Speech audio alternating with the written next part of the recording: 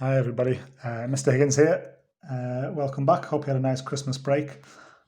Today we're going to be starting a new topic, talking about my all-time favourite type of molecules, which is alcohols. So, first thing you need to know about alcohols is they are anything that has an alkyl group attached to an OH group. Okay, so the OH group is the alcohol group. I know this is a bit fuzzy, but it should hopefully calm down in a moment.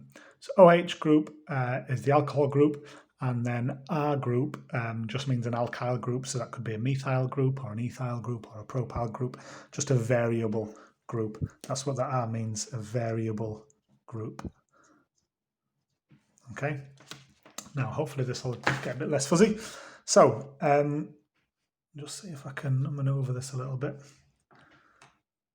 to clear up the video. There we go, that's better. Right, so two examples, simplest examples of alcohols, methanol and ethanol. So as you can see, methanol, one carbon atom in the centre, you've got an OH group attached to it, and the three other hydrogens, so the methyl group and OH means methanol, and ethanol, similar, you've got an ethyl group attached to the OH group, so that's ethanol. With ethanol, you don't need to be specific as to which carbon the OH group is on, because either carbon, it would be carbon number one. Okay, so this is a general formula for alcohols, CnH2n plus 1 OH. So generally when we're writing out the structural formula, for example, the OH group stays at the end, and we always keep the OH group separate to show that it's an alcohol. So CnH2n plus 1 and then OH. So for example, in ethanol, you've got two carbons, so it'd be C2, H2n plus 1, so 2 times 2 is 4, plus 1 is 5. So you've got those 5 hydrogens, and then OH. So that gives you the general formula. So, looking at ethanol then, how about you think about what is the molecular formula and the empirical formula? Pause the video now, have a quick go, and then press play when you're done. Right, so the molecular formula of ethanol, we've got 2 carbons, so you're going to start with C2. Overall, there are 6 hydrogens, so that'd be H6 and 1 oxygen, so O. But as I said earlier, you're often allowed, in the case of alcohols, to leave the OH separate. So if you put C2H5OH, that is also acceptable for the molecular formula. However, with the empirical formula, it's not. You don't keep the OH separate. Empirical formula is the same as it always is. So 2 carbons, 6 hydrogens, and 1 oxygen. So in this case, we're looking for the simplest ratio, and actually it's already in its simplest ratio. So C2H6O, we can't simplify it any further because we've only got 1 oxygen atom. Okay? So there's methanol and ethanol. What I would like you to do now is I would like you to have a go at drawing. Hang on, I'll just turn this over. So if you can draw me, please, these 3 molecules and name these 3 molecules. So pause the video now, spend a couple of minutes trying to draw these out. You can either do it in structural formula or skeletal formula, I don't mind. And then name these 3, so that's obviously in structural and these 2 are skeletal. Press play whenever you're ready, and I'll go through the answers for you. Okay, so I'm going to go through these first. So I've drawn them out for you. Now I've done them in the first one, structural formula, and the other 2, skeletal. So this is propan-1-ol. You've got your OH group here, and I've got 3 carbons. That's why it's a propan group, so prop for 3. And my OH group is on the first carbon, so propan-1-ol. Obviously, if I'd put the OH group on the other carbon at the other end, that's absolutely fine as well, because that would then become carbon number 1. So either would be fine. So that as it is, or that is also fine as well. Okay. Next one, this is pentan-2-ol. So carbon number 1, 2, 3, 4, and 5. So that's pentan chain. And then my OH group attached on the second carbon. As I said, I've drawn this skeletally. Again, if you'd drawn it where you put your OH there, that's also absolutely fine, because then this carbon becomes carbon number 1, as you know from structures of alkanes and alkenes. Last one, hexane 1,3-diol. So it's a diol, which means that you've got 2 OH groups, 2 hydroxyl groups on it, and first and third carbon. So first of all, draw out your 6 carbon chain. So 1, 2, 3, 4, 5, 6. And then you need an OH group attached to carbons number 1 and carbon number 3. All right, so that's hexane 1,3-diol. And here's the names of those other molecules here. So this one here, number 1, that's called propan-2-ol. Number 2 is called pentan-2-ol, and number 3 is called butan-1,4-diol. Okay, so just make sure you're happy with those. Well done. And next what we're going to do is we're going to have a quick chat about different types of alcohol. Again, I'll just cover that up. So we have 3 main types of alcohol: primary, secondary, and tertiary. A primary alcohol is one which the OH group here is attached to carbon. That's always the case. But if this carbon is only attached to one variable group, in other words, another alkyl group, and the other 2 are hydrogens, then it's primary. Okay, so in other words, the carbon that the OH is attached to has 2 hydrogens on it and 1 alkyl group. It's primary. All right. A secondary alcohol is similar, but the OH group is attached to a carbon with 2 alkyl groups, 2 variable groups, and therefore only 1 hydrogen. So that is an example of a secondary. And you can probably figure out that in a tertiary alcohol, the OH group is attached to a carbon that has 3 different alkyl groups on it. So this carbon does not bond directly to any hydrogens, which makes it tertiary. Okay, so primary, secondary, and tertiary. What I'm going to do now is I'm going to show you 2 examples of alcohols. I want you to work out, first of all, whether they're primary, secondary, or tertiary. Also, you might as well have a go at naming them. But yeah, primary, secondary, or tertiary first, and then I'll go through and tell you. So there's your examples.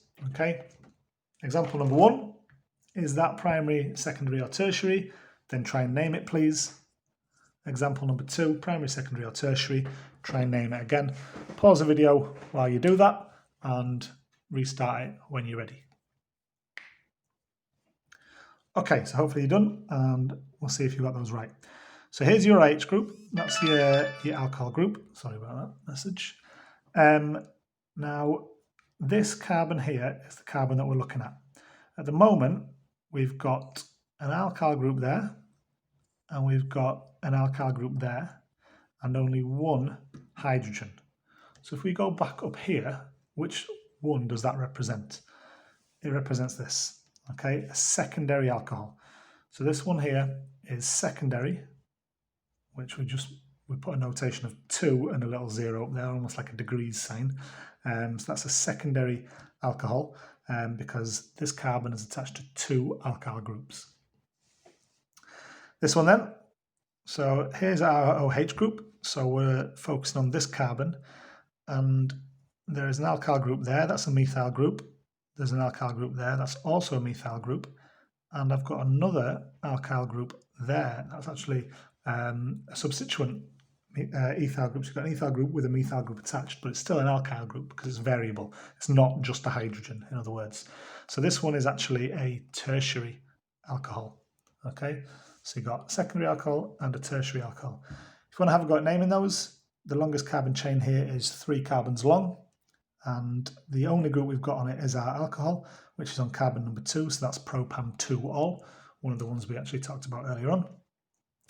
This one's a little bit more complex. We've got a longest chain of 4 carbons, so it's going to be a butan. Okay, our alcohol is on the second of those 4, so it's going to be a butan-2-ol, but I've also got 2 methyl groups on carbons number 2 and 3, so that would be 2,3-dimethyl butan-2-ol. Okay, 2,3-dimethyl butan-2-ol. Don't worry too much if you didn't name that one right. It's a tricky one, but well done if you did. Okay, Last thing we need to think about is the physical properties of alcohols. Sorry, it's gone a bit fuzzy again. It's not focusing, it'll focus in a minute. So physical properties of alcohols. Now this is going to rely on you remembering some of the stuff that you've done with Mr. Coxon as well as what you've done with me. So I'm just going to try and focus it again.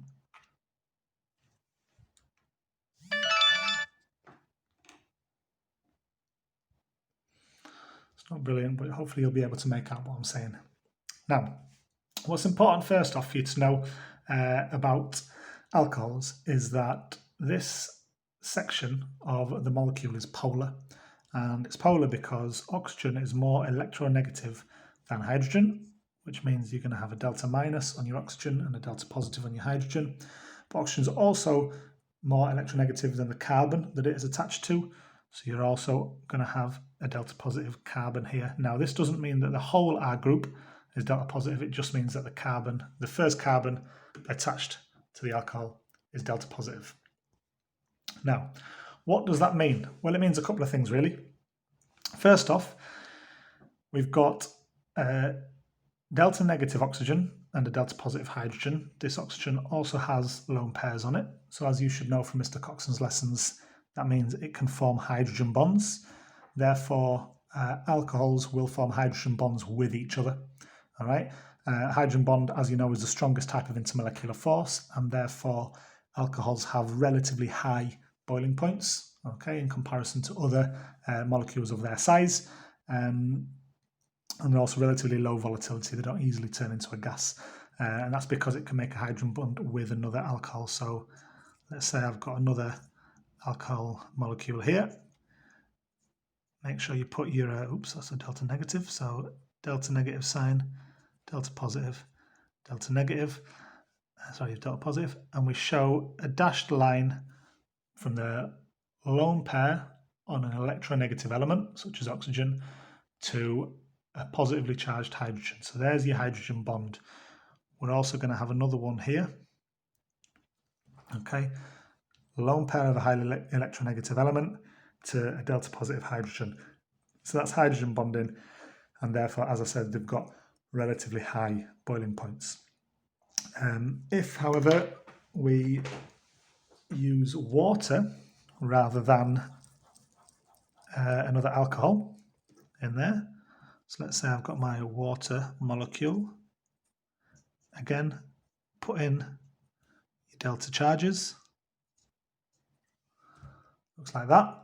And we're going to have a similar thing going on. You're going to get hydrogen bonds within this water molecule.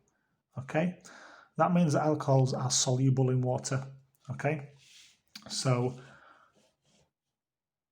H bonds make alcohols soluble in water, and they have a relatively high boiling points in comparison to what you would expect.